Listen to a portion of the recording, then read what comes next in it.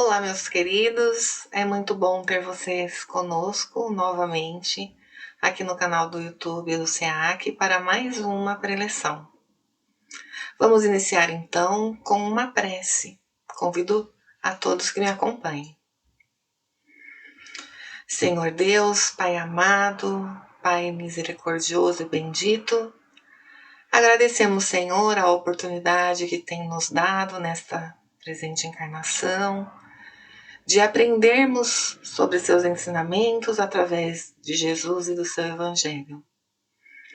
Pedimos, Senhor, nos auxilie nesse momento para que nossa compreensão alcance ainda mais desses ensinamentos e que nosso coração possa colocá-los em prática no nosso dia a dia. Muito obrigada. Muito bem. Que nosso Pai amado possa, então, através dos seus benfeitores espirituais, nos auxiliar na compreensão dos ensinamentos de Jesus. Hoje abordarei o capítulo 15 do livro O Evangelho segundo o Espiritismo, cujo tema é Fora da caridade não há salvação. Não esgotaremos esse assunto hoje, pois esse assunto é muito rico, muito importante e terá sua continuidade na próxima semana. O que queremos entender um pouco mais hoje? Sobre a salvação e sua relação com a caridade. O que é a salvação? Do que precisa um espírito para se salvar? E a quem devemos dirigir a nossa caridade? Vamos lá? Primeiro, contextualizando. Salvação, se buscarmos no dicionário, verificaremos que no sentido teológico significa a felicidade eterna obtida após a morte. O dicionário está baseado nas doutrinas católicas e evangélicas, pois se refere ao que acontecerá após a morte deste corpo atual, nesta encarnação, numa visão em que não existe reencarnação. E para a doutrina espírita, significa a mesma coisa? Também significa a felicidade eterna, mas não a obtida imediatamente após a morte deste nosso corpo físico, após a encarnação atual, e sim a felicidade que alcançaremos através da evolução que nós conquistamos a cada encarnação, em nossas muitas encarnações, e já a começar desta aqui. O texto intitulado No Estudo da Salvação, do livro Palavras de Vida Eterna, de Emmanuel, na psicografia de Chico Xavier, nos explica que salvação não é situar alguém em uma redoma de preguiça, à distância do suor da marcha evolutiva. Às vezes, achamos que é isso, ou desejamos isso. Queremos que alguém nos salve, nos tirando de todos os nossos problemas para passarmos a viver no paraíso da ociosidade. Emmanuel, neste texto, vai nos dizer que salvar é, sobretudo, regenerar, instruir, educar e se aperfeiçoar para a vida eterna. A doutrina espírita nos ensina que este céu da ociosidade não existe, que ninguém nos livrará de todos os riscos, nos proporcionando tranquilidade. Também nos ensina que existe uma escala de evolução para os espíritos, que todos fomos criados iguais, e aí está a justiça divina, e que temos como destino nos tornar espíritos puros, que no caminho nos desviamos, nos tornamos maus, orgulhosos e egoístas, mas todos chegaremos à perfectibilidade. E nesse ponto, sendo espíritos puros, alcançaremos a felicidade, ou, em outras palavras, estaremos salvos. A pergunta 967 do Livro dos Espíritos é: em que consiste a felicidade dos espíritos bons? Em conhecerem todas as coisas, em não sentirem ódio, nem ciúme, nem inveja, nem ambição, nem qualquer das paixões que ocasionam a desgraça dos homens. O amor que os une lhes é fonte de suprema felicidade. São felizes pelo bem que fazem. Importante. Repetindo, são felizes pelo bem que fazem. E fazer o bem é praticar a caridade. Então, esse é um exercício de dedução lógica. Se salvação é alcançar a felicidade. Se os espíritos bons são felizes pelo bem que praticam. E fazer o bem é praticar a caridade, então alcançamos a salvação através da caridade. É isso que esse capítulo do Evangelho segundo o Espiritismo vai nos ensinar. A caridade resume tudo, pois para praticar a caridade, vamos nos despindo de nossos defeitos e conquistando virtudes. Jesus nos deixou esse ensinamento muito claro, conforme registrado em Mateus capítulo 25, nos versículos 31 a 46. Está escrito: Então dirá o rei aos que estiverem à sua direita: Vinde, benditos de meu Pai, tomai posse do reino que vos foi preparado desde o princípio do mundo. Porquanto tive fome e me destes de comer, tive sede e me destes de beber, careci de teto e me hospedastes, estive nu e me vestistes, achei-me doente e me visitastes, estive preso e me fostes ver. Então responder-lhe-ão os justos: Senhor, quando foi que te vimos com fome e te demos de comer? Ou com sede e te demos de beber? Quando foi que te vimos sem teto e te hospedamos? Ou despido e te vestimos? E quando foi que te soubemos doente ou preso e fomos visitar-te? O rei lhes responderá: Em verdade vos digo, todas as vezes que isso fizestes a um desses mais pequeninos dos meus irmãos, foi a mim mesmo que o fizestes. Dirá em seguida aos que estiverem à sua esquerda: Afastai-vos de mim, malditos, ide para o fogo eterno, que foi preparado para o diabo e seus anjos, porquanto tive fome e não me destes de comer, tive sede e não me destes de beber, precisei de teto e não me agasalhastes, estive sem roupa e não me vestistes, estive doente e no cárcere e não me visitastes.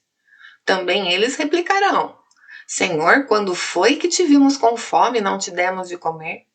Com sede não te demos de beber? Sem teto ou sem roupa? Doente ou preso e não te assistimos? Então ele lhes responderá: Em verdade vos digo, todas as vezes que faltastes com a assistência a um destes mais pequeninos, deixastes de tê-la para comigo mesmo. Esse quadro representa o juízo final para as outras doutrinas. Mas na Bíblia, em tudo, devemos separar o que é apenas figura, alegoria, do ensinamento real.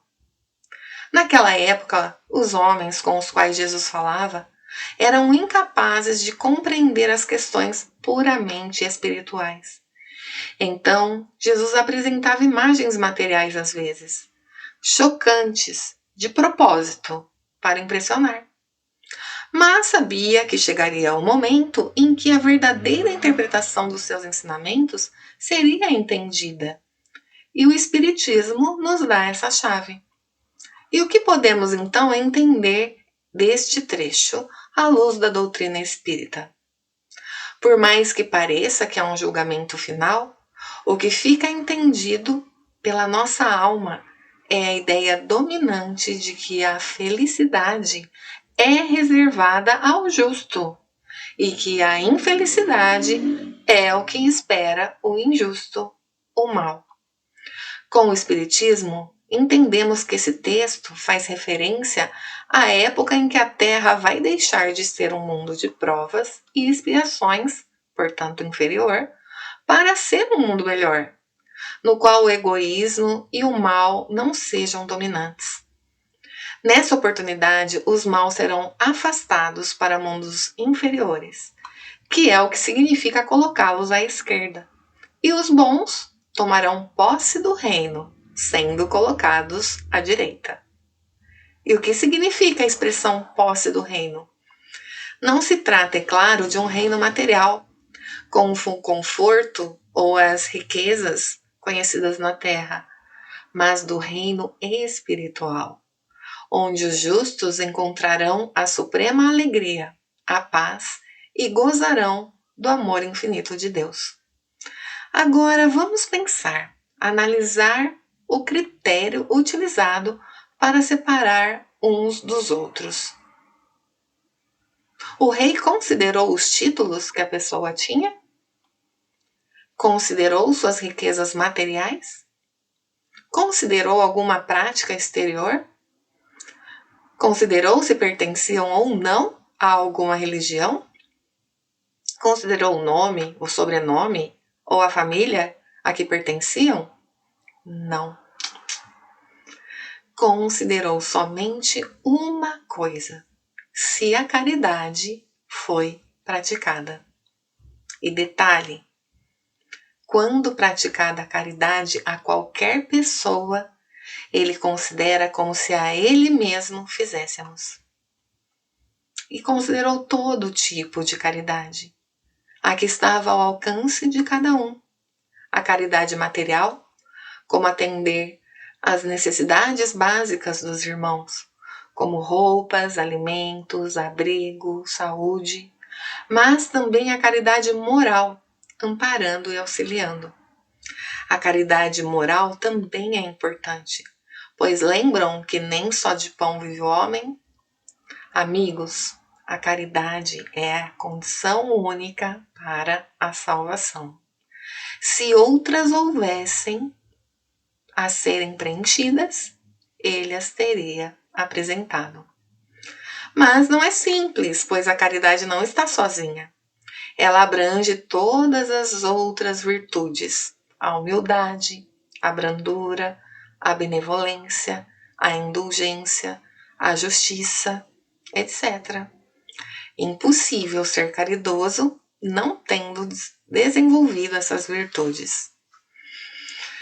Então, durante sua passagem pelo planeta, Jesus deixa claro que toda sua moral se resume na caridade e na humildade.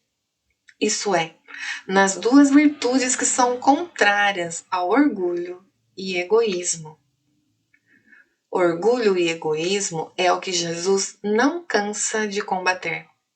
Humildade e caridade, ele não cessa de nos recomendar.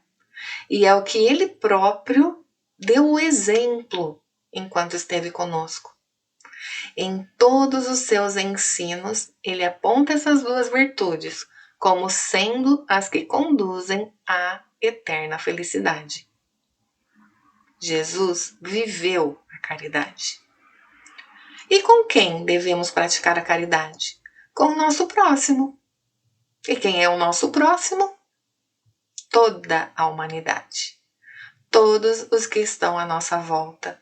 Qualquer pessoa com quem cruzemos no nosso caminho. Jesus nos ensina isso na parábola do samaritano. Diz: um homem que descia de Jerusalém para Jericó caiu em poder de ladrões, que o despojaram, cobriram de ferimentos e se foram, deixando-o semi-morto. Aconteceu em seguida que um sacerdote, descendo pelo mesmo caminho, o viu e passou adiante. Um levita, que também veio àquele lugar, tendo-o observado, passou igualmente adiante. Mas um samaritano que viajava, chegando ao lugar onde jazia aquele homem e tendo-o visto, foi tocado de compaixão. Aproximou-se dele, Deitou-lhe óleo e vinho nas feridas e as limpou. Depois, pondo-o no seu cavalo, levou-o a uma hospedaria e cuidou dele.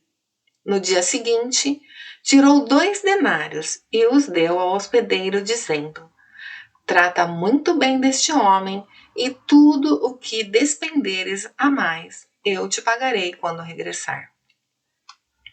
Qual desses 3 foi o próximo daquele que caíra em poder dos ladrões? Aquele que usou de misericórdia para com ele. Isso está registrado em Lucas, capítulo 10, versículos 25 a 37. Se lembrarmos da nossa citação anterior, como o rei separaria os personagens dessa parábola? Quem passaria à esquerda ou seria reconhecido como quem não ajudou o rei? O levita e o sacerdote. O sacerdote era um ministro religioso. O levita era descendente da tribo de Levi e eram responsáveis pelo templo. Ambos eram conhecedores da lei de Deus. Mas adianta conhecer, saber a fundo ou ter tudo de cor? Conhecendo, eles deveriam praticar, mas eles passaram de largo e ignoraram o homem caído. Quem passaria então à direita? Apenas o samaritano.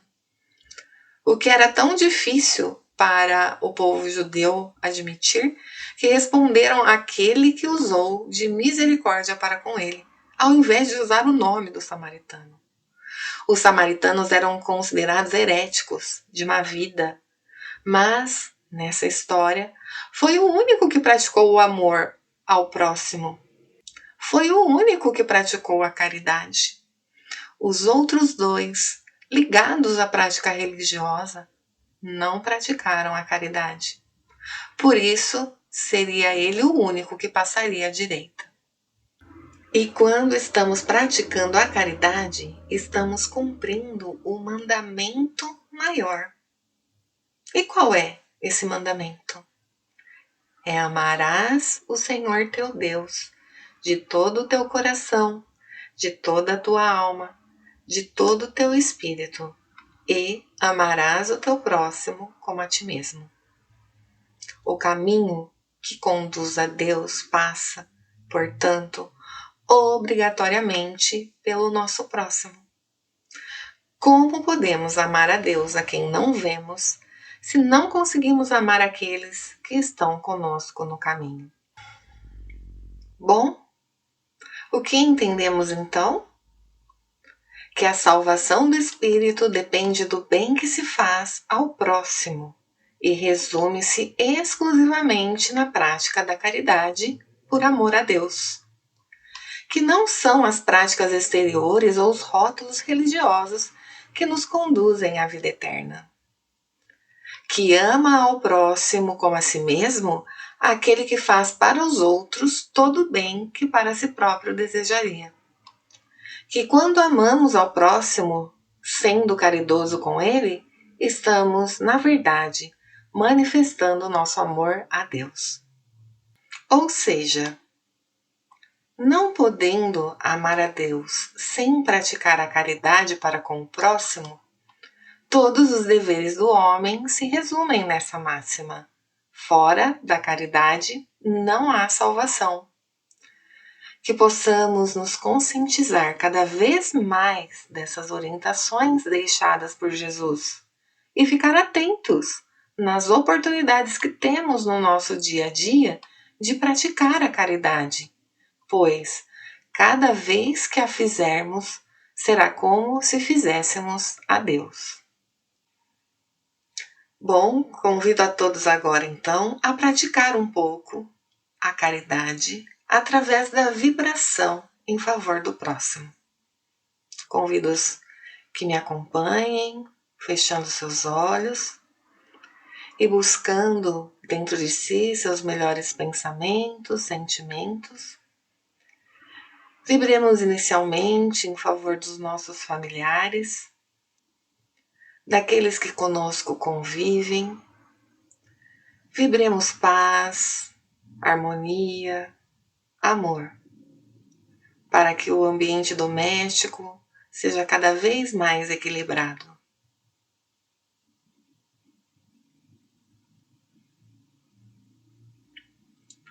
Vibremos em favor de alguém especial, parente ou conhecido nosso, que sabemos necessitar de ajuda, pois passa por um momento difícil. Vibremos força, coragem, para que ele se fortaleça para passar por essa provação.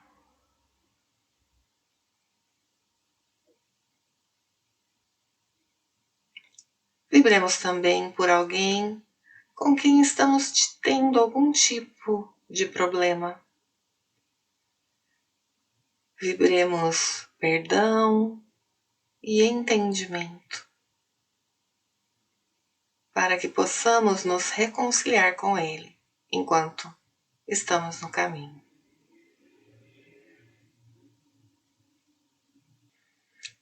Muito obrigada, Pai, pela oportunidade de praticarmos a caridade através da vibração.